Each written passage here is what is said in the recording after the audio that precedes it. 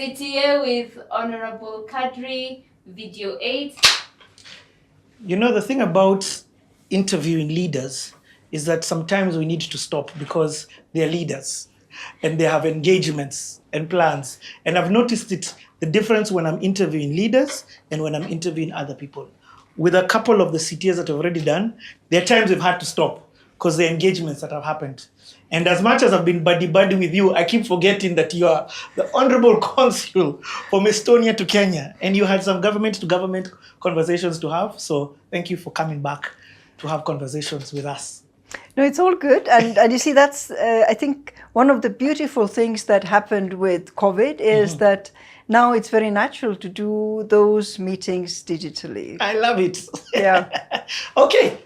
I've not forgotten where we were because I'm very interested in where the conversation is right now. Yes. And you are at the point of explaining the genesis of computers coming into your life, more specifically the inventor from Estonia, aka your father, Yes. built a computer. I understand it from the context of where you talked that no importation of parts and stuff, you are closed off from the rest of the world. Yes. So even the way he built it, go on with that story. Yeah, because you see, the entire science behind electronics that was not in short supply in the Soviet Union. If you remember, Soviet Union built rockets, Yes. they sent rockets into the space and things like that. So it is the ability to create digital tools, digital components, the necessary components for it, all that was there. It was just a question of thinking through which are the ways in which, with existing, screens or any of that, it's possible to create a computer that has the functions that a computer does.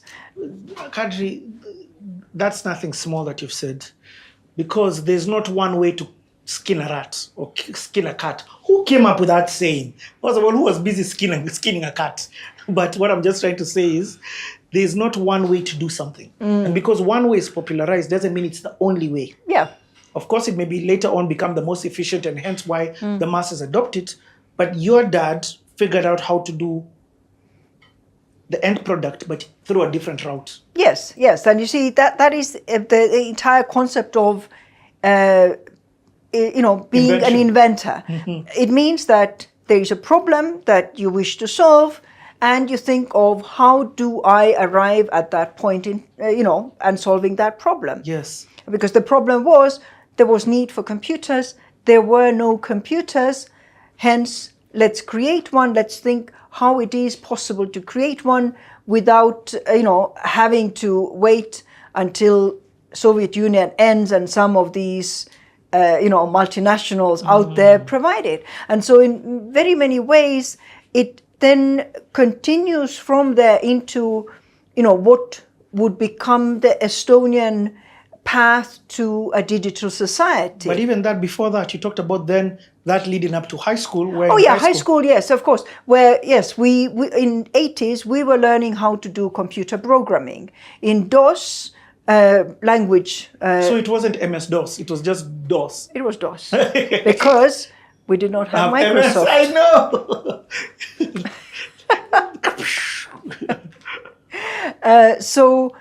So then being able to, make use of what you have, being able to develop that.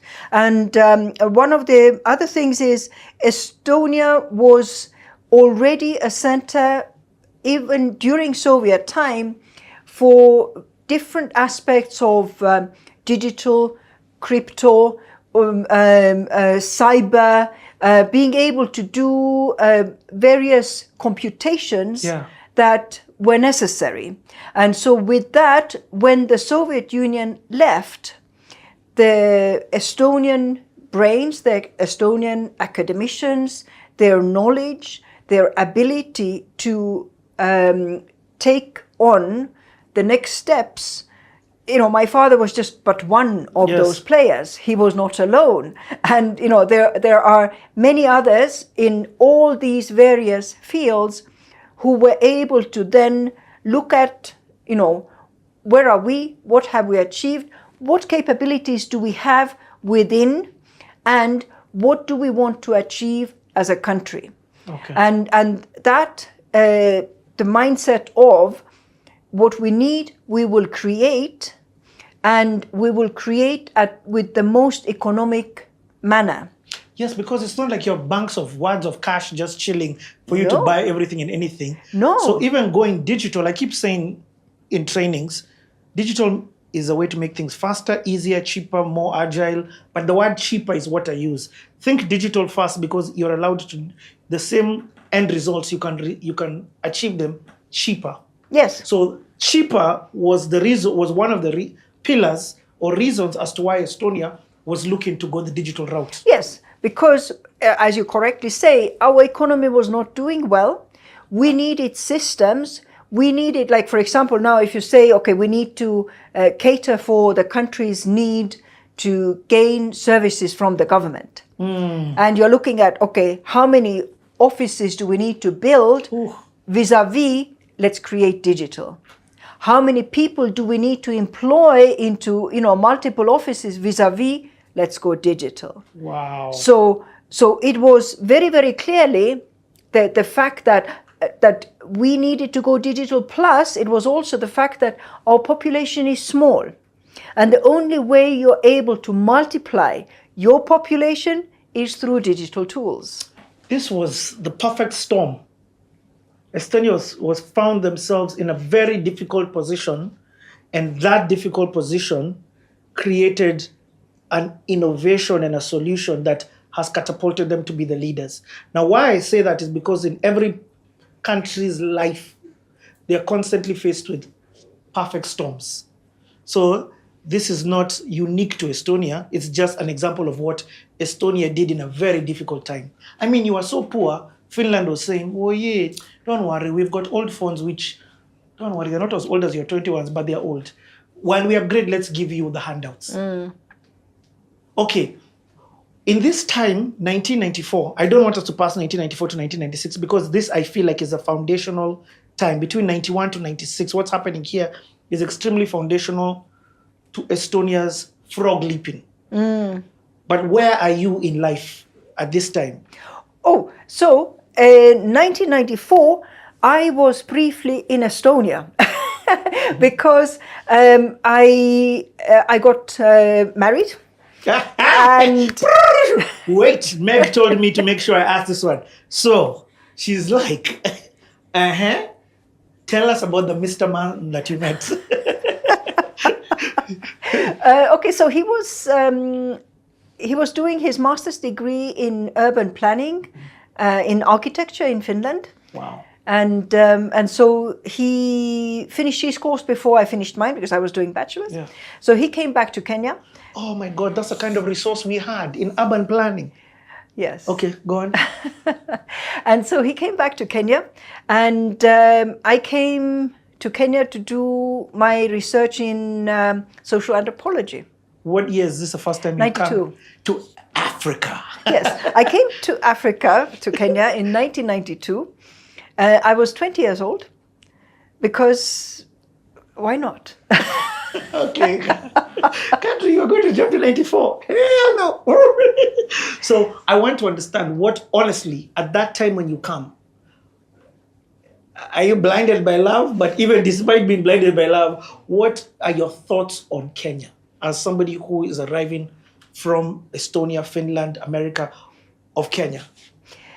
So because you see, if you think it was 1992, Estonia average salary was what? 5,000.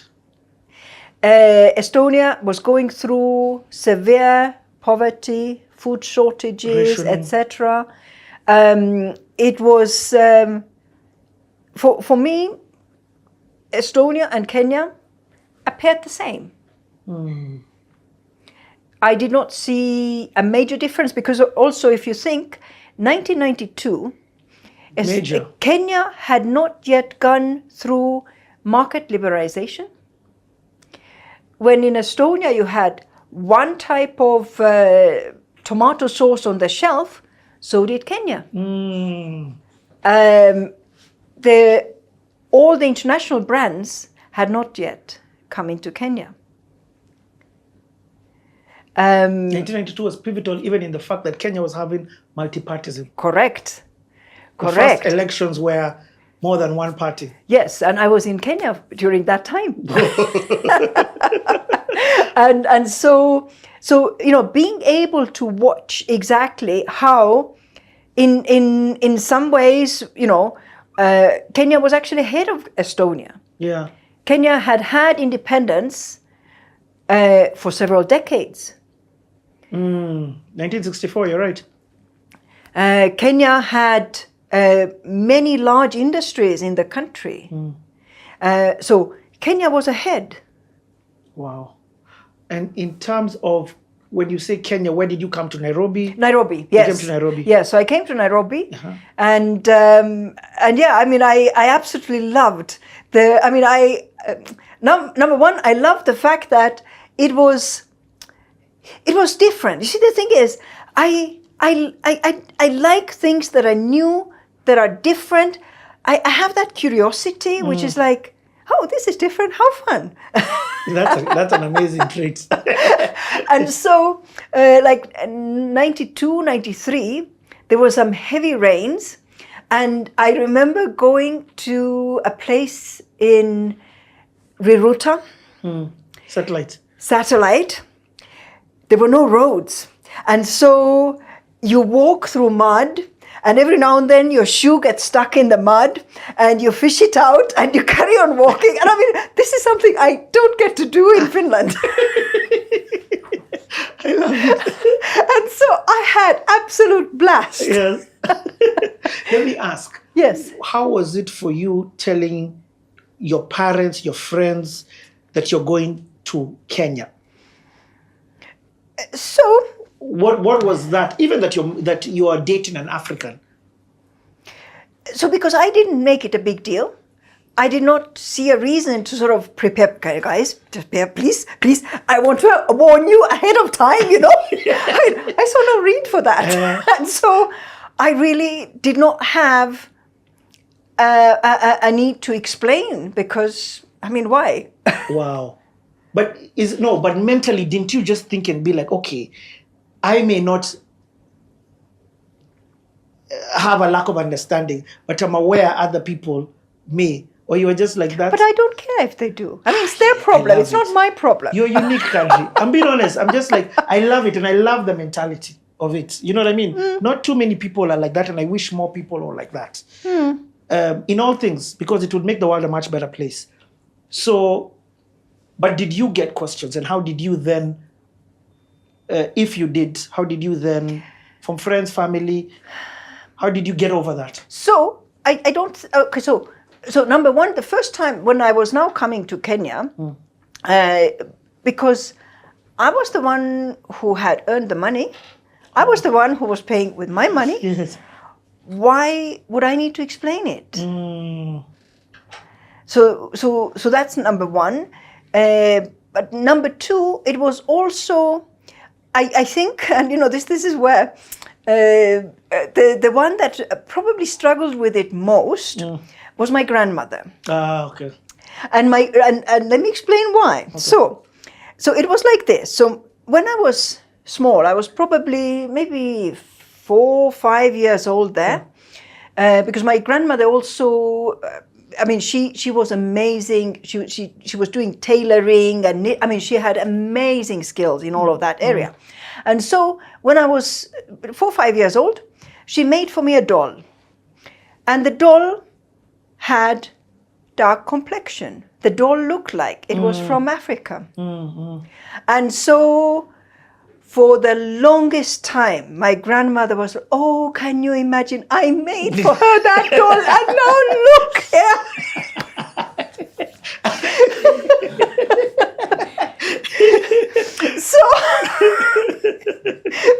So deep down, she blamed herself. I inceptioned her. But I think to most people, I think I'm rather independent in the sense that I make my own decisions. Yes. And I don't necessarily go asking people's opinions And permission. or permissions for that matter. So I really, I mean, apart from my grandmother blaming herself, I really did not feel the need to explain to anybody. And to your own parents? I never asked them, and they never told me. Okay. Did you introduce him to? Oh yeah. Did he come to Estonia? Oh yeah, many times. Okay.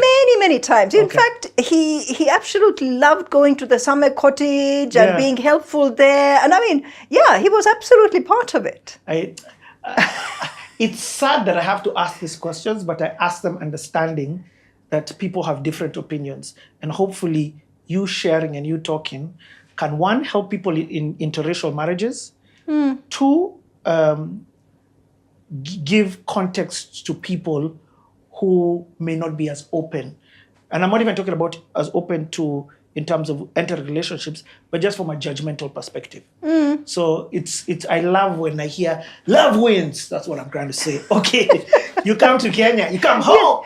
This was the beginning of a long time that you're home. So the first time you come is 92. Yeah. I stayed for about 3 months to do my research, etc., etc. I went back to Finland. Then he came back to, Finland for some time. Then we were in Estonia briefly. Our son was born. In Estonia now? In Estonia. In what year? 93. 93. Did you get the, but were you working in Estonia? Wondering, did you get the 1.5 years? Well, or was it implemented yet? You see, the thing is, I was a student. Yes, okay. Yeah. But then when our son was born, we actually, even ahead of him being born, we made particular agreements amongst ourselves. And so the agreements were, number one, that each one of us will speak only our mother tongue with our son. What? And we made that agreement before he was born, because it is necessary to make those decisions ahead of time, so that the first time you speak with the child, you already speak with the language you've chosen. Because it then becomes very difficult in one's own mind to keep saying, okay, today I spoke in English, today I should speak in Estonian, today I should... I mean, it becomes confusing for the parent, and then it becomes confusing for the child. I've never even thought of this. It's amazing. Okay, go on.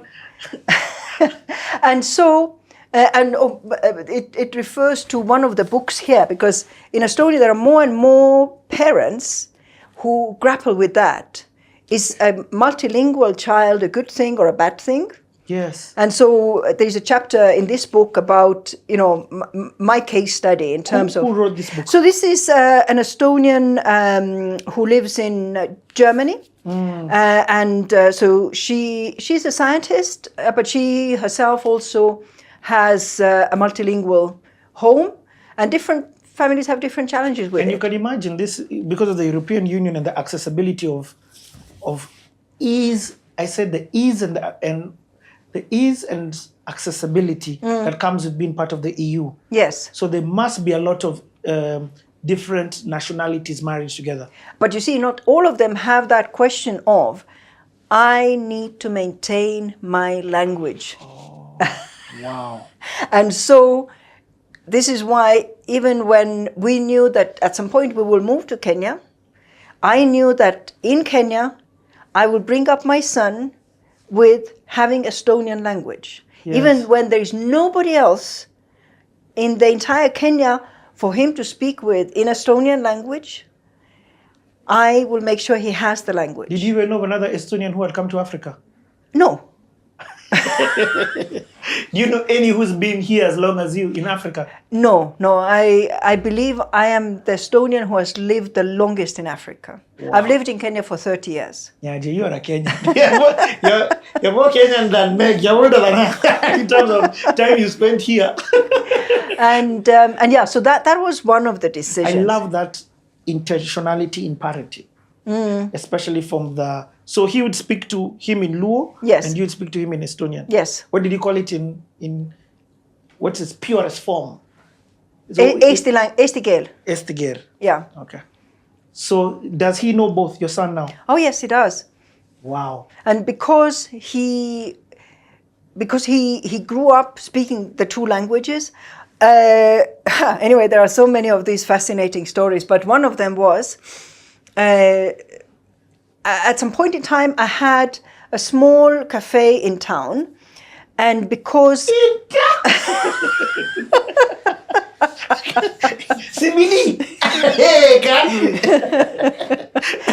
and because one of the other decisions we made was that the first 3 years of our son's life, I will not hold a job, because the first 3 years of a child's life is the most important for the person they become, the intellect they develop,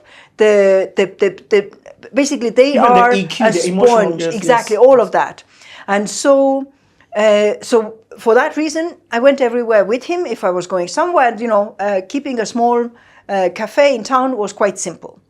And so that time he was 2 years old, and he was occasionally roaming around, and all of a sudden there's a lady who just walks back with him, and no big deal. But then afterwards she came and told me, do you know, there was somebody who was already walking with him, and they had gone like 2-3 blocks off, and this lady saw this person with my son. And luckily there was a policeman somewhere nearby. And so she alerted the policeman and says, look, this lady is walking with this child, but this child does not belong to this lady. And the policeman says, well, prove it. And she says, because that small boy speaks Luo. And let me speak to Luo with him, and you can see he speaks, but this lady does not speak Luo. What? And so as soon as that happened, the lady let go of my son's hand and took off. And so the lady brought back my son. Wow. So real life skills from being able to speak multiple languages. Wow. Okay. And at the time, he was born in Estonia. Yes. And then we came to Kenya when... Birth in Estonia, does it make him an instant citizen? Well, he is an Estonian citizen because his mother is Estonian. Mm-hmm. Birth in Estonia does not guarantee citizenship. It's only when you have lineage to Estonian Republic, or you have taken Estonian language test to the level that is required for citizenship. So, but he had lineage through you? Yes, he did. And he does. And so he's Estonian citizen. Okay. Okay, wow, such an interesting dynamic. Now we've entered relationship 101. Okay, so again, I don't want to leave this era of 96. So how long are you in Kenya, and when do you come back? Oh, well, okay, so I was here from 1995, we now came to live in Kenya. Okay, so when Estonia, 1994, digital and knowledge-based and information society blueprint is created. 1996, it's endorsed as a result. What does that mean when you say it's endorsed? It's endorsed in the sense that the Estonian parliament approved that as being the way the country is going forward. And as a result, 1998, all Estonian schools get connection to internet. Okay, Kadri, this is you. Okay, I'm going to bring in this aspect in. You brought in the Estonia president, came to Kenya, yes, or a couple of years back. Yes. And one of the conversations that I had, and I asked one of our ministers at the time, was, I know the aspect of I actually stood up to ask a question. And 3, 2, 1, let's go! I'm feeling very choir vibes in this situation. There's my train. There's your train. Okay, so we're in Tallinn, the capital city of Estonia, on a trade mission. We came out all the way from Nairobi, which has sun, to this place that does not. And we are trying to figure out what life looks like for businesses, for our companies, for our relationships with folks, because we're trying to go global. And every day we're going to be doing this thing called Pass the Spoon. Pass the spoon. That's what it is. Yeah. And everyone gets a moment to say what their reflections are because we want you all to come on this journey with us. Today it's my turn to go first. Listen. Trying to eat slow. You see the kind of people I hang around. You see how I'm stressed out. This is the challenges I face. Look, so today we had a conversation with a company that was part of building 5 unicorns in Estonia. And their perception of building something global and successful is different from mine. Yeah. Like, you know how it feels like a task? Yeah. You're looking at it and it's like a distant hill. Yeah. The way our Kamba brothers say, Nova, but you know it's like far away, it's a distance. Yeah. That's how I've always perceived it. But these guys didn't perceive it that way. In fact, the way they are perceiving it, and he told us this when we were in the room and you Yes. were there. Yeah, yeah. He said, we're looking for the 6th unicorn to build. Yeah. They have a mindset where possibility isn't something that you have to think about, Yeah, discuss, yeah, negotiate, look into, or pray about. None of that. Yeah. All of those things are nice, but they're like, this is possible. We've done it 5 times before. Doing it a 6th time is easy. And you know what he's taught me? Hang around people who believe it's possible. Not around people who don't. You can't waste all your time convincing yourself and then convincing someone else and then trying to convince someone else and someone else. Just find people who believe it. Yeah. And for me, this trip is all about people who are believing it, and I've really enjoyed that. Pass Passing the the spoon, spoon? bro. Pass the spoon. Who wants the spoon? Who wants the spoon? Okay, Take the spoon. I've taken the spoon. I love what he said. First and foremost, in case you're wondering why this bunch of weird guys have all come together, Yeah. it's because we have the same mindset, man. We have the same mindset, which is an I can mindset. I can't. Unbound. But I just want to say a big shout out to each and every single one of you. We are reading your comments. We are loving the feedback, and it is the heat, the motivation for us to continue. So today I left you guys. You can, what the heck? I'm sorry, you were saying something? I apologize. I've never done that before. It just came to me. I enjoyed it though. I enjoyed it. You were saying. You were saying. Okay. So I was talking about mindset.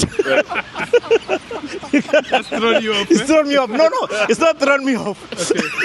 You have this, bro. You have So this. Let's do it. I left these guys. I went on a whole different tangent today. So I left the group and I went to a public school. I went to a school, not a group of schools, not a Breba, not a Brayside, none of that. I went to a proper local government-funded public school. And you know what I learned? What'd you learn? Today. Yeah. These guys start early, bro. Whoa. That mindset thing that you're talking about, these guys start from the very, very beginning. I went to this school, this would be a Kilimani in Nairobi. Nothing against that. I'm just trying to give context. Right. I don't want you to think that I'm going to a Braeburn. Right. Full door indoor court. Right. Yeah. And it's not just the infrastructure. I entered a class. In this class, these guys were learning, and then they were learning VR. So they were learning about London. After learning about London, they then go into the VR class and they travel to London. The teacher started showing me about now robotics. How these guys, they don't start with the Legos in kindergarten. No. They start with small robotic Legos. All the way, by the time they're in class 7, they've moved to chips. Wow. I mean, this thing Like was microchips, mind-blowing. like chips. The teachers have autonomy. They have more power. They're able to look and say, we're not teaching this right now because we can see how it's affecting the mental health of the kids in the school. Let me just say what I learned, minus the digitalness that we know Estonia about, there's a value system, there's a start them off early mentality that these guys have, and these guys are extremely intentional about. Pass the spoon? Pass the spoon. Pass the spoon. Who wants the spoon, man? Give me the spoon. All right. Now, the Kenyan motto is Harambe. Yes.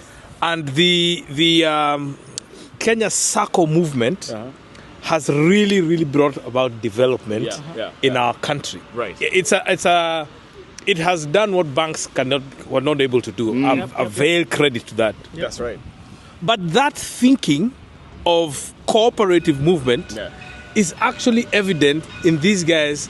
And even in the meetings that we saw, there's an ecosystem in the sense that we met this company, they say, yes, we know that person. Yeah. And because they share different things with one another. That's key. They are sharing, and they share resources, they share contacts. Yes. It's collective thinking. That's And even when I'm connecting me to you, you know the way us guys say, we connected me to you, so what's my share in my connecting? It's it's a value for them. It's something that they say, if I connect you to this person, I'm not going to ask for anything. Mine is, they have helped you, to get to where you need to be. That cooperative thing, I'm just saying, we already have it. I just don't know how we can leverage it. Harness it. Yes, we can harness it. All right, pass the spoon. Pass the spoon. Pass the spoon. Today's my lesson today is just on one word. What's the word? Futuristic. Right. Futuristic. Yesterday we came here and we said Estonia is the most digitized society in the world. That's true. It's no lie. But what I heard today, they are not thinking about today. They are not happy with where they are today. They are thinking about many years from today. That's right. But there is one thing that will make a difference in the future. Yeah. Data. Data. That's it. They are obsessed with data. Data. In fact, in their words, data is the new gold. Yes. Data is the new gold. Yeah. And I realized, you know what? We can digitize our companies, we can digitize our countries today. Yeah. But if we don't think about data, Yeah. we'll still be left behind. Yeah. That is true. That is So I left thinking, you know, what do I need to switch? Now, there is something that they say that was so key. Yeah. Digital twin. Oh yeah, we talked about digital twins. Digital twin. Digital twin. Take that word. Digital twin. Unpack that for us. Digital twin is where you create a virtual reality of the real thing. You create another Esther Yeah. virtually. Yeah. Yeah. Now, this is where data comes in. I have the real Esther. Esther, and I have the virtual Esther. Yeah.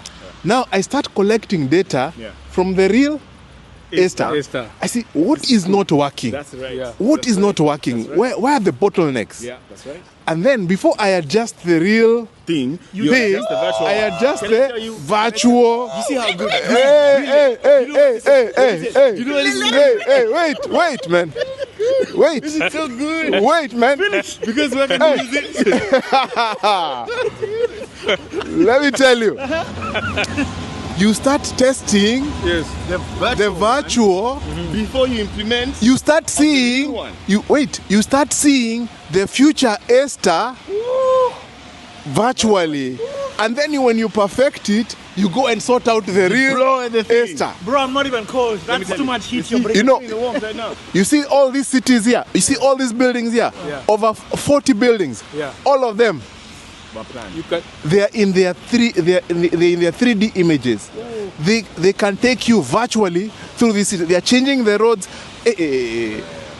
These guys are so good that they even know which dustbins are filling up faster than others.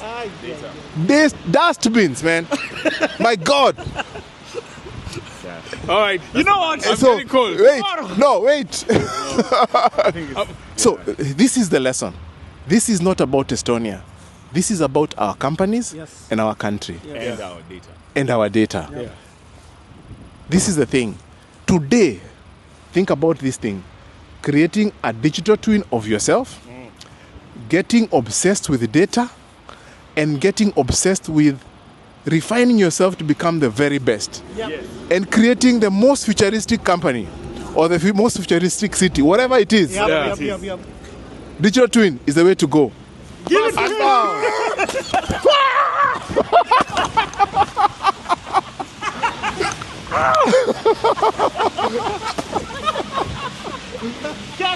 Digital twin, unbound.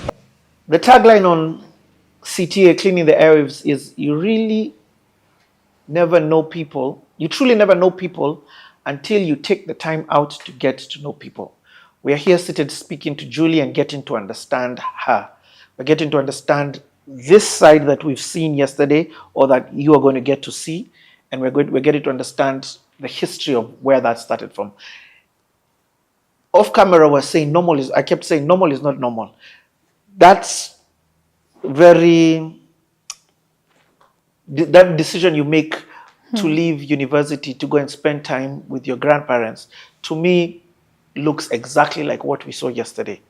And I'm like, it's not normal for somebody in high school to decide to stop out of their own volition and then go and spend time raising their grandparents who are not doing too well physically? Who are sick? Am I supposed? Is that a question? Yeah, it's a statement with a full stop. With what are your thoughts of that? Yeah, right. Yeah, I mean, I think like so much of my work now, it felt like some sort of invitation. I didn't feel forced. It wasn't like there was some sort of coercive things, even like from God or otherwise. Like it felt like an invitation to go and to be with them and to serve them and to love them in the ways that they had loved me throughout my childhood. And the thing that I feel about these invitations is like, if you don't say yes, you actually don't know what you miss. Like there's so many things in our lives where it feels like there's like this pause, this interruption, this, will you notice and pay attention that there's an opportunity right here that's going to change like the trajectory of your life, but you don't know that in that moment. It's just like there's this subtle, gentle, typically, like for me, like it's gentle and it's an invitation and you choose to say yes or no. It's so powerful that you would say that, because Kanji introduced me to a word, and the word is called Sela. And Sela means pause. Take a moment to pause and see what this thing is happening here, and then make the decision. So that interruption in your life, you see, it can look like inconvenience. It can look like a stupid decision in the normalness of life. In the not even the normalness, in the logicalness. Because I had scholarships. I was already settled at university. Like there were consequences for the choice as far as like what could be lost. Wow. And like I actually look back and I think my parents were really gracious and like they trusted me as I was making this decision. Like somehow they trusted me as an 18-year-old that I was paying attention to like an invitation from God, which is like really interesting as I look back on that. Yeah. Because now like as I'm like parenting and trying to guide my kids and wanting them to make good decisions and decisions like that will lead them towards life, you know, and success and hopefully like a generosity within them. So Okay. You are in LA, you are in a Christian school in LA. That is now it's urban to the core. yeah. What was that like? I feel like you're sheltered though, because of the school. I was. Were you in? And it's a certain like population at that time within the school, you know, like mostly Christian professors, like a beautiful campus within a city, like a Azusa, like there's a lot of, I mean, there can be violence like within the larger city, like a lot of lower socioeconomic people living within that. And then in the university, I mean, it was a sheltered place, I'd say. But a place where I had a rich experience and a experience when I came back. So I came back starting my second year of university and got to just finish out. What year do you go back after your grandparents? What year? So I finished high school in 97. I started university like in August of that year. I moved in December to be with my grandparents until May of 98. And then I came back like in August or September to go back to university again. Okay, so let's continue from that. So what's that experience like? I'm hearing you saying that the course that you're studying is also as part of the practicals, opening up opportunities for you to go to other hospitals to work. Yeah, so I mean, I would go Tuesdays and Thursdays all day to work in the hospital. Monday, Wednesday, Friday were classes, and I'd study a lot because I needed to succeed. My junior year, so my third year, is when, this is how I remember the story, and it's how I tell the story, is that a friend of mine from nursing school wanted to go on a summer mission trip, a short-term trip to Kenya. And my sister was getting married that summer. I didn't think that I could go, but my friend didn't want to go to the information meeting by herself. And so I told her I'd go with her, and I did. And in that meeting, again, I felt like this, I don't know if invitation is the right word, but like, I felt like I was supposed to go on that trip, and I did. And my friend didn't end up going on the trip that summer. And I came and worked with... Hold on. At this time, do you know of Kenya? No, not really. And like, I feel sad that I didn't know more about Africa as the continent and the countries and the people groups, and I didn't. It is what it is. It is. But it is what but it it is. isn't something, like there are people who like from their childhood are like, I dreamt that like I would become a missionary to someplace in Africa. Like that was not my story. Like it wasn't something I imagined. It wasn't something like I was resistant to, but it wasn't like a part of my framework. Like, I want to repeat your story from what I've heard. Your friend wants to go for this trip. Your friend doesn't want to go for the meeting alone. So your friend invites you to go. Actually, she wanted you to go with her to Kenya for the trip. So she invites you so you decide, okay, let's just go for this meeting trip together. And it's in that meeting trip that you're hearing about this Kenya and what. So what was it? Who was telling you about this? It was mission? just whoever was going to lead the trip. It wasn't a Kenyan. It wasn't like I really got introduced to Kenya, but something about where they were going and the way they presented it. Like I was moved and I wanted to be a part of it. Wow. So they were coming to actually Kipkaren, which is where I've lived for the last 21 years now, to this village to work with David Tarus, who was a co-founder of an organization called Empowering Lives International. And the co-founder of that organization is named Don Rogers, and he had gone to Azusa Pacific years earlier. Yeah. So this was the summer of 2000. I came on a group. Did you do your sister's wedding? I came back for my sister's wedding. Okay. Yeah. I didn't miss my sister's wedding. I mean, I'm going to be, what was this Africa call? No. Wedding? I mean, but there are things with my family that over the years that I've missed. Mm-hmm. And there's not a lot of things that I feel really sad, about not being in the States. I don't miss the food. I don't there's not things like some of the conveniences or, that's not what I've missed. It's things with my nephew or my sister or my brother or my parents. Those are the things that when I think about what it's cost, to be far, those are the things that I feel. Okay, and actually, no, let me just go there a bit. I've not thought about it like that. That this was also, it's this time that you've been here, which you feel is a God instruction, God-led calling. You choose it, and there are costs to it. And it's costly to them as well as to me. That is what, several years in, which I felt a lot more than I understood early on, is my cost, my yes is costly to the people around me too. Oh my, it's costly to your parents. They don't get to see you every day. And you're making this decision, this year was 1998. 2000 is when I first came to Kenya. So I came. So, okay, no, wait, not even just you came. Okay, you decide you're coming. Yeah. So, but it's a trip. It's a mission trip. Not in your mind, of course. Yeah, I'm coming for a month. I'm gonna experience. I'm gonna meet other people. I'm gonna encounter God. I'm gonna hopefully be helpful in some way. Yeah, and of course, you also bring in your skill set as a nurse. Yeah.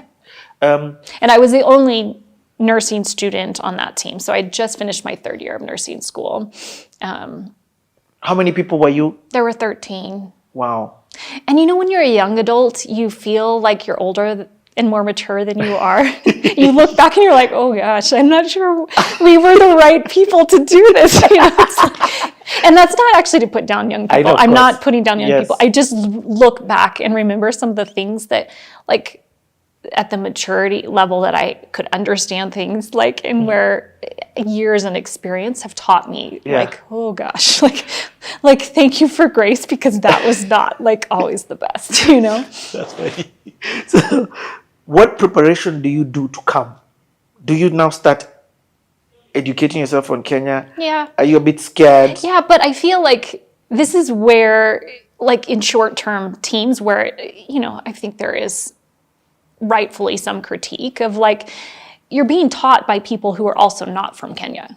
So their understanding is, like, you know, it's Limited. limited, and it's through a certain lens. And if you come with a team, like, you see through the lens of the team versus necessarily, like, on the ground, just your own experience and you're encountering with the people on the ground. Oh, Julie, that's so powerful. I didn't even think of that. So, what would you say to somebody right now who's, and granted, there's the internet and there's a whole lot more accessibility of information. And I think there's, like, over the last 25 years, like, I feel like there's been room for more critique and, like, to say, okay, this right here is probably not positive. Like, the intention might be good, but the impact is not. So I think that, thankfully, like, I'm good friends with Christian Mungai, who leads people on trips all the time. But, like, his global perspective, his understanding, the way that he guides people and helps them as they come into spaces, like, there's a lot more sensitivity and, like, again, it's not us versus them. It's, like, beginning to come in and realize that we are all made in God's image, that we are all created to know and love God, and that to be humble and to learn and to listen. Like, I think that that's, you know, some of the things that I just, like, understand differently now than I did then. You are shedding off, this helped you shed off your other's perspective. I think my Kenyan friends, like, after my first trip to Kenya is what did that. Okay. Because I came in and it was like, I came to Kenya and I had a really powerful experience, like, wonderful Kenyan leaders who were gracious and welcoming and allowed us to experience the community and hospitality and gave us Kalenjin names and allowed us to... Can you remember? Yeah, it's Jepo. Like, it's what I was called until I was married, you know, like, in the village. And this idea, Jepo. Okay. So I was born before my time. Like, I was born prematurely. Wow. Yeah. So, I mean, and David Tarus is the one who gave us all the names and, like, allowed us to feel welcomed before we didn't deserve, like, to be able to come in and to, like, experience such rich hospitality and such rich, like, belonging. Okay. I don't want to rush over this arrival of your first time in Kenya. I want to understand the emotion. So, for example, you fly in, you land in Nairobi, you and this team of 13 people. Do you spend time in Nairobi or it's straight We to spent one day in the Mennonite guest house. I don't think it's still there. Yeah. So we spent one day there, and then we took a bus, and we, like, not the full-size bus, but, like, this white van bus looking thing that could hold, like, 20 people or something. And David Tarus had been at the airport ready to receive us. Okay. And maybe Samuel Tamuge, who's the other co-founder of Empowering Lives.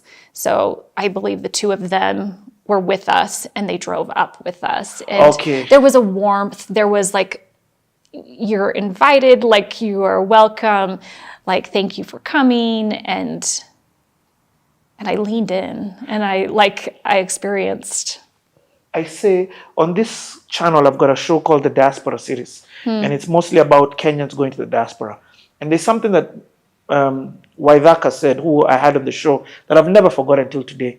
And he says, the person who picks you up from the airport is one of the most important things while traveling to a different country, because they are the first interaction you get with that place. Yeah.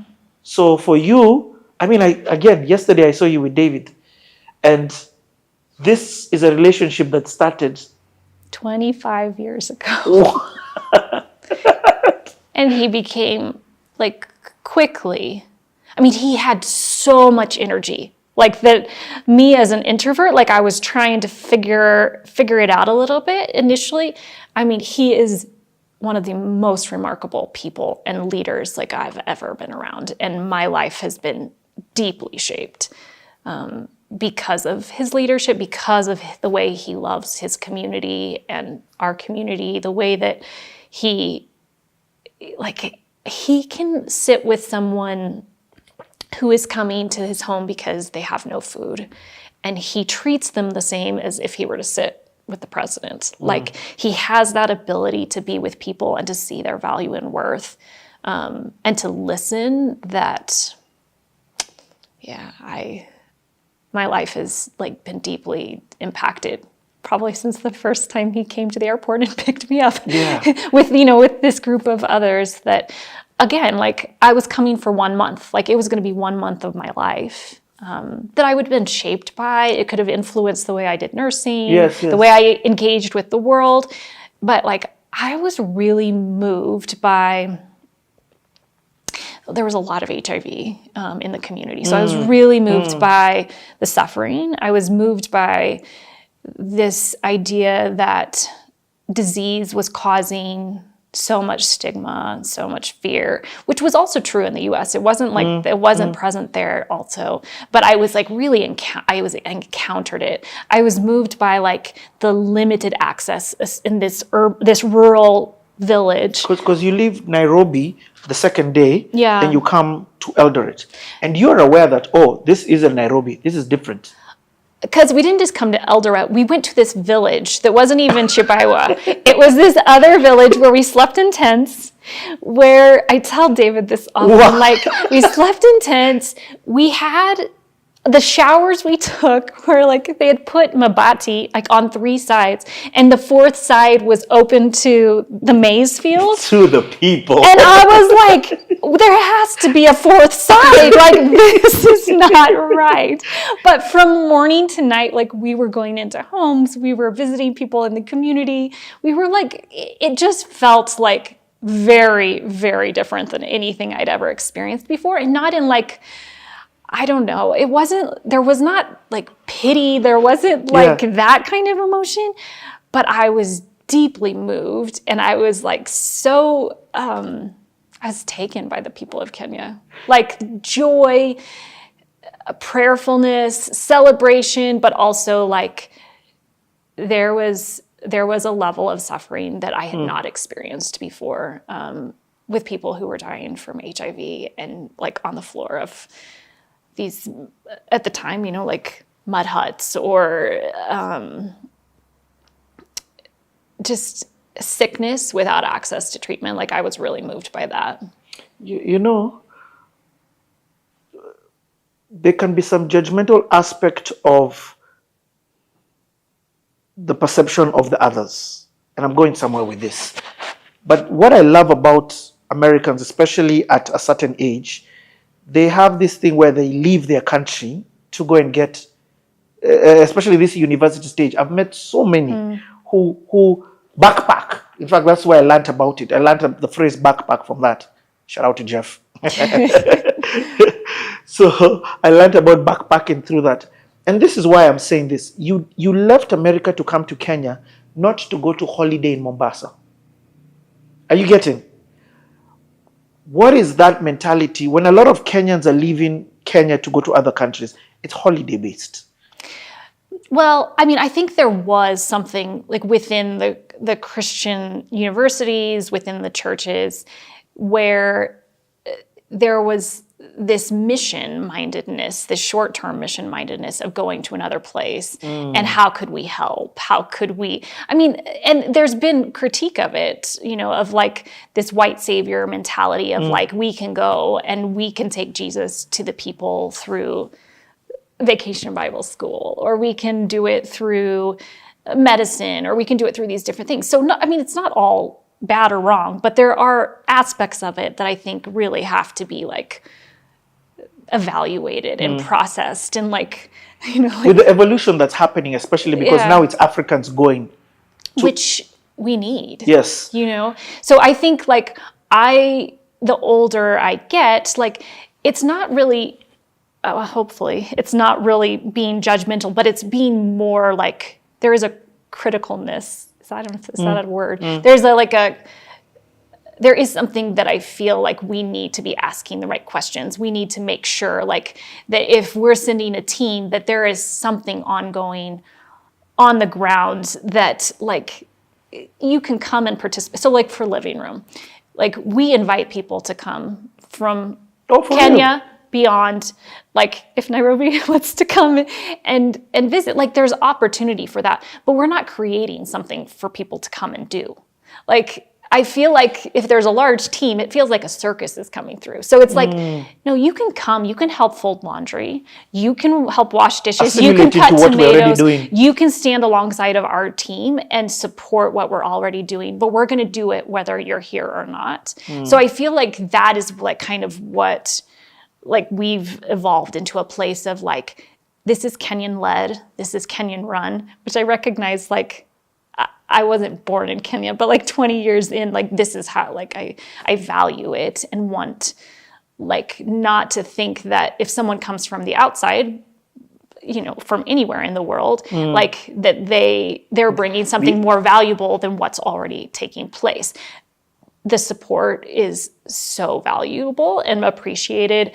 Like, if people come in with humility and they're willing to really listen and learn and not think that in a day or two, like, they have the solutions for what's going on. I mean, they can be helpful for sure. Like, we've experienced that, but there is more of, partnership, like, yes, collaboration. And partnership where it's not an uneven of, like, savior mentality. Well, right, because there are times where someone might offer, like, we would like to give towards this, and we have to say, like, if you're willing to give towards something that we're already doing, then that would be helpful, but we're not going to change what we're doing for money. Oh, okay. Or that sort of thing. It's like we just don't, like, that's not what is needed. So, like, making sure that we're making decisions, like, more in line with partnership and keeping it, like, that's, you know, yeah. I get it. I understand what it is that you're saying. That there's solutions already on the ground. There's a way that things are on the ground that is working. And there's leaders on the ground who hold the vision and who can lead well. And if anything, like, come because there's things you can learn. There's things, like, that maybe from your expertise that we also, like, you can come and share with us. That would be really helpful. But that... No, that's wonderful. You've explained to somebody today, have it be Kenya to the world, or have it be the world to Kenya, or Africa. And what I'm trying to say is, you have explained the posture with which you need to go, and that's what I think. That's what I think you're talking about, the evolution of what has happened in your life through the experience. And maybe, like, part of what I'm also saying is that I grew up as a Christian with an American lens in an American church. And that was my lived experience. But I'm no longer just someone who's, like, I've lived in Kenya for almost, like, close, it's going to be as long as I lived in the States. Yeah. And so the lens through which I now look through, from the church, from, like, how I see and experience God, is no longer that same lens. You're not Julie, you're Jepo? Well, I've evolved from there too, because motherhood did that. So you're called Jepkios, like, from birth until you get married. And then you become the wife of whoever. And then if you have children, then you become mama. So I'm Mama Jero. Okay. Yeah. So that evolution, but that's what I'm called. I mean, it's what I'm referred to in the village. Yeah. I love it. I mean, but imagine how gracious and generous to, like, come into a community and for someone to give you a name so that you can belong. That's powerful. Like, it's not something, like, I did anything to deserve, but I was welcomed and received, and like, in that graciousness, like, have been given room to, like, learn new culture, learn new language, be among the people and to experience community in a place that's 10,000 miles from where I was born. Whew. Okay, so you come, you're experiencing all of this. I love the fact that you, I don't know, maybe not love, but the fact that you brought in the pandemic that was happening through AIDS. I mean, the situation because of the HIV and AIDS was on the ground. And this is before, in terms of Kenya was probably behind in terms of getting the medication and things like that. Yeah, so there was at that time, like in my experience, in the villages in this region, there was not access to testing or treatment. And so it was people who would get sick and then get sicker and then they would die. And so there was so much fear. There was some unknowns. There was stigma for sure. And I just got to be a witness to it. Like it wasn't something that I could fix or, like that wasn't really... but I encountered it, and one of the things that I often say is that we're not responsible for things that we don't know, but with knowledge comes responsibility. And not that I understood what that might mean, but I just felt like I got to sit alongside of people who were sick, who were suffering, and to experience like in other parts of the world, there were medications that were coming. It was no longer, HIV was no longer this death sentence in other parts of the world. And one of the things I believe deeply is that geography should not determine whether someone can live from a disease or not. Like if medication is available somewhere, like I have to believe that in God's heart, it should be available to everyone throughout the world. And I don't know, maybe I just believe that, like, there's not, even though we've, like, made these divisions in the world of, like, a long time ago, or some people still would say, like, a first world, a second world, or a third world, but they're not different worlds. It's the world, and God loves the world. And with that, like, as I've grown in, like holding that posture and, like, understanding that, like, wanting there to be more equity, wanting there to be more access, wanting there to be more affordability, wanting there to be more justice in the way that healthcare is run, in the way that I think that global health is explored and discussed and presented and learned. So I like it. I love the fact that you intertwine your faith with your life. I don't feel there's any way to separate it. Yeah. Like my faith is not to go to church on Sunday, like hopefully I make it to church on Sunday, but the truth is it's these other 10,000 minutes of our week, like that I feel like we are invited to like pay attention to what God is doing within and around us and to respond. And so often it does feel like it's mundane, but I think those things are like, so often like hidden opportunities for God to meet us, for God to use us. And if we don't say yes, like we don't know. During this time, was there the first time you came to Kenya? Is there a pivotal moment for you that you feel was or did the whole thing just be a build-up? Or what was then the posture? There was it was a rich experience. It was a rich experience with friends and with the community and David Tarus and Samuel Temuge and Don Rogers, these three co-founders. They really cared about the community. I got to just experience hospitality. I got to experience kind of what you were describing yesterday is this tension of joy and suffering all at once, and like how it just kind of undid me in a way that I was trying to process and understand from I was 21. But and also there were women who were delivering babies and they were doing it at home, which still happens some now, but like, so the midwives, like I was coming and helping these moms alongside the midwives, and just like, that was like a crazy experience. So now, like, it's 25 years later, like, I've witnessed these babies become adults. into adults. They're And have their own adults now, kids. right? Yeah. So there's that. But I went back. So I went back to finish my last year at Azusa Pacific. And so I'd had this experience and was really like taken by it and trying to process it. And my last semester of my senior year, I was assigned to work at the AIDS Service Center in Los Angeles. And I got to experience HIV on the US side, which I also had not experienced previously. And I think the culmination of just coming back from Kenya and learning so much more of the numbers of what was happening with HIV, the lack of access to treatment. At that time, there was this Times article that was coming out that was just talking about South Africa and how, they were making choices of whether to give. They now had nevirapine where they could give the babies when they were born to prevent mother-to-child transmission.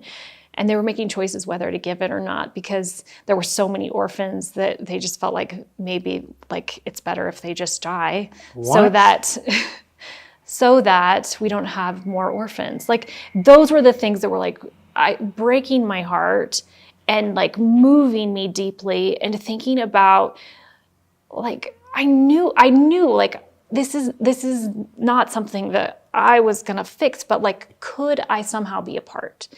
Could I like allow like the brokenness that I feel in my heart because of what's going on in the world, in LA, in Kenya, like is there room for me to be a part in some way? So I finished school and I actually started working in HIV care in Los Angeles at a hospital in Beverly Hills for 3 years. Wow.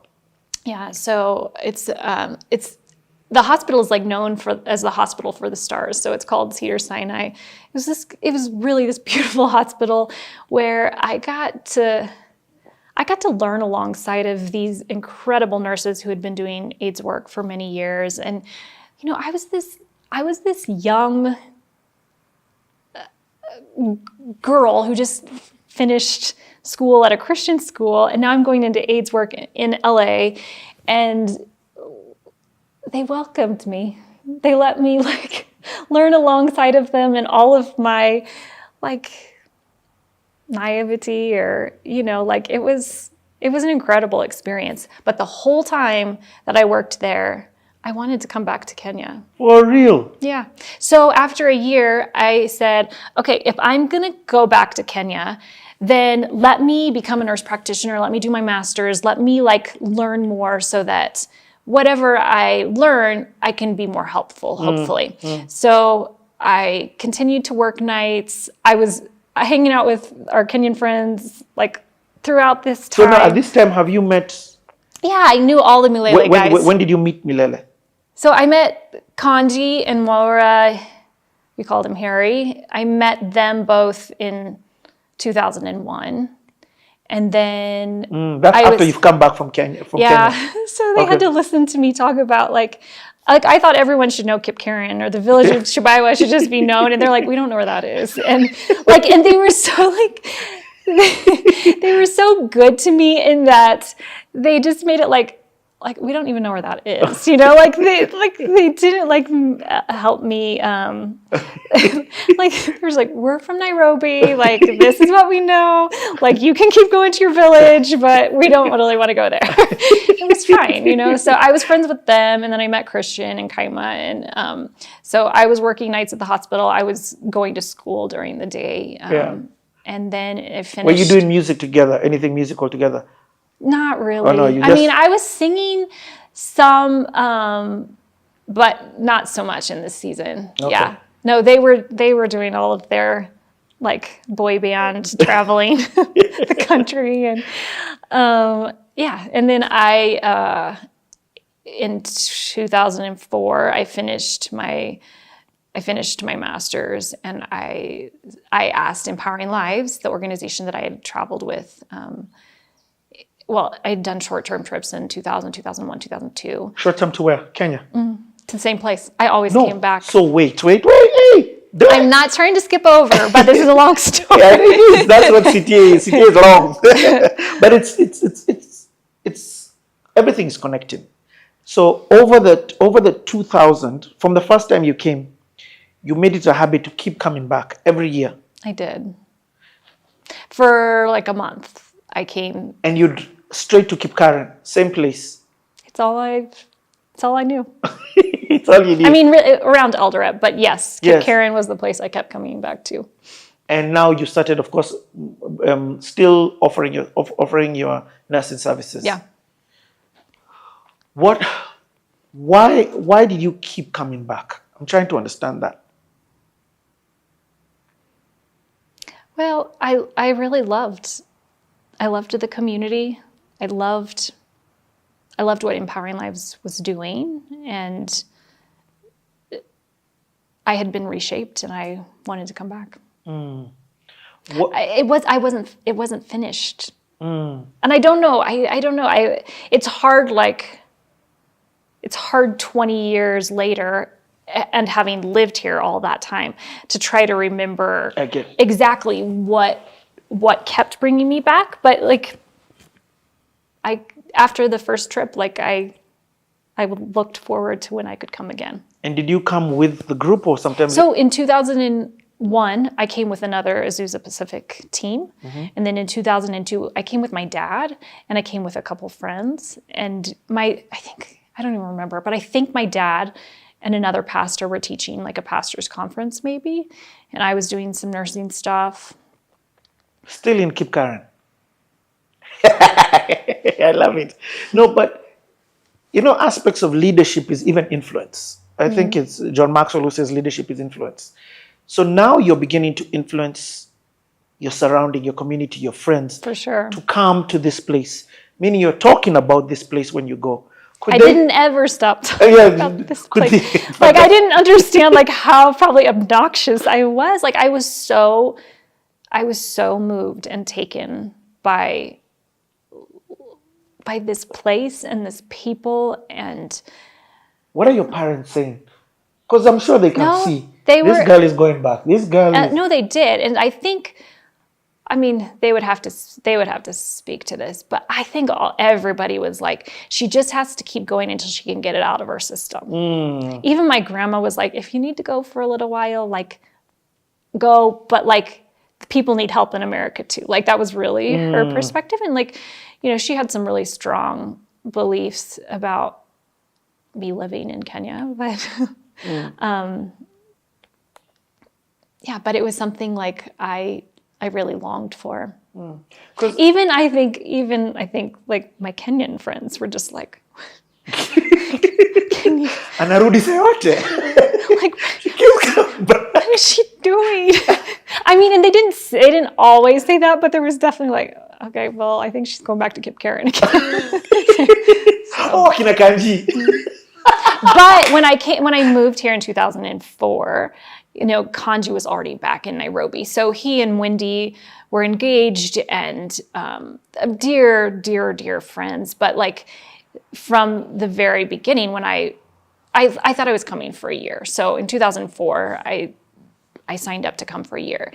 And Kanji said, just know you always have a home in Nairobi. And having people that felt like family, not felt, they really have become family, was a huge gift. I don't want to skip over this bit because part of why I do this, Julie, is because people can learn from your life. And I don't know who's watching this, but maybe there's somebody who's having this battle of they can't explain the tag that they have that it keeps calling them to go to a different place. And it doesn't logically make sense from when you look at it from the eyes perspective. You're going to leave your family. You don't even know how you're going to earn money there. You don't know what it is. What are you going to do? The problem is too big. I was single. I would love to have been married. I wanted kids. I didn't become a doctor because I went into nursing because I wanted to become a wife and a mom. And I just thought maybe that's not going to be something that, will be for me. Those were things that I was wrestling, Yes. wrestling with and thinking, and like even if I was signing up for a year, like I didn't actually know like what it was going to look like. Wow. I mean, I remember those early, like when I was moving for a year, it was like, okay, well, I can't, like, what happens if I get malaria? What happens if, we didn't have electricity, we didn't have access to clean water. Like, It's not what it is that the videos people have been seeing, the cutaways. This was pre that. Yeah.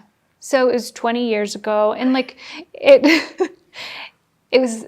Even I wouldn't leave Nairobi to do that. I'm just being honest. But I think because I had gone for several trips, like I knew what I was coming to. It wasn't like this, there was not a big culture shock of I'm coming into this place that I don't know what my experience is going to be like from a living condition. The thing that became more challenging after a couple of months of being here was this idea of like, these people are dying of a treatable disease. Oh. Like I'm going and I'm sitting alongside of people that like, we know what they have. They don't have access to treatment, and like, we're going to bury them, all of them. That like mentally and emotionally and spiritually, like, cause that felt like an issue of justice and mercy. Like that was hard. Julie, I'm trying to I don't want to use the word, I'm trying to deconstruct you. I'm trying to understand you. You get what I mean? And accept you for who it is that you are. So there's this compassion that you've been talking about, that you went to see with your grandparents. When you went to your grandparents, you left school to go to your grandparents. That's the same compassion that you're having when you're seeing people in the village. But there's this human side that I know people watching are wondering, so what is it? And because I myself am wondering. This compassion is overriding real life. And I put in quotes like this. What do I mean by that? Did your family sit you down to ask you, come on, when is this thing going to stop? It's now affecting real life relationships of people you've really known. But from the time I was born, my parents told me that there's this God who loves you, and that Jesus who came, like, they told me my whole life, like, you need to follow Jesus. So then when I tried to follow Jesus, then they had to let me follow. Even though, like, I couldn't, even now, can't fully explain what that means or looks like. It's like they trust me to listen and pay attention and to lean in, even when it's like, oh my gosh, could she do something else? like she was taking care of HIV patients in Los Angeles. Like, like maybe that was a good opportunity, but it wasn't an easy decision. And here's one of the things that I say. Like, I do feel like geography is not the biggest thing. Like, my hope and prayer is that wherever in the world that I was placed, that I would still be paying attention to God's Spirit, these invitations, these interruptions, like to say yes to what love is and could look like. Like, I hope that is true. But even as I like talk to you, and like Kip Karen was the place that I was invited to, and it is, it is the place where I've grown up. I call them, there's a group of people that I believe exists, and they're called sent ones. They're people who follow the instruction of God fast, despite how insane it looks to people, despite whether they themselves understand it. It's like Abraham, being told to go and do this. So I want to take a break here, but you follow that prompting to come for that 1 year in what year? 2004? 2004. Okay. So let's take a break. From 2004, we continue this story. Okay. To make impact, you have to touch the ground. You have to touch the ground. Yes, then you have arrived. So when anyone comes, like it's now 15 years. When Yes. anyone comes, we ask them to plant a tree. And then we believe the fruit will last for generations Wow. for the patients we serve. So as a marker of your coming and as a hope of like, it's not going to be this week or this year that there'll be fruit, but it's coming. Amazing. So there's like 1,200 trees planted across here. So Julie has really caught us off guard. Caught me. I'm amazed. You know what I think?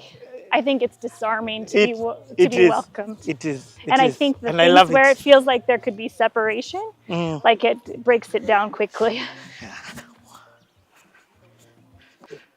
So I have come to touch the soil. Touch the soil. It's part of honoring you as a person, that you're a part of this land now. Yeah. Wow. And in the same way, like that you're being received, or anyone like a visitor that comes, the vision is that the patients that come into this place, that there's the same spirit of welcome and hospitality to receive them and honor them, even if they don't believe that it's true. Wow. Because like for many, like when by the time they reach here, life has told them that they're poor. It's told them that, you know, their choices have led them to, you know, like death. Okay. Yep. And we just believe there's more. Joshua, I want you to be here with Richard. Richard, you can stand there. On The this other side. sawa. Because we want you Joshua, down. wewe ndio my boss. Niende wapi? So you say, Hapa. hapa anapotapikia magoti kitu hii. Hapa. Au nipige magoti? Ngoja kwanza tupatie wewe embassy yako. The last time I planted a tree was very many years ago. Today is your day. Sasa wewe vile utafanya hapo kuja tu. So this is That's apple tree. an apple tree. Yes. And we will come and eat the apples here. Yes. We will come and eat the fruits. We will see the fruits. Karibu. We will see the fruits of the tree that has been planted. So thank you so much for this honor. And I gladly lay this in. Simama sasa, tolia hiyo box hiyo chini ili apate nafasi ya kufanya ukulima. Nimerudishwa. Tume eat for 4 days. Acha ni Eka tu. yake tu. Naona tuone watu wa Nairobi wanafanya nini. Ai. Watu wa digital hawajui analog ways. You can plan in a digital tree. Aya hapo tena. Very asante sana. Thank you.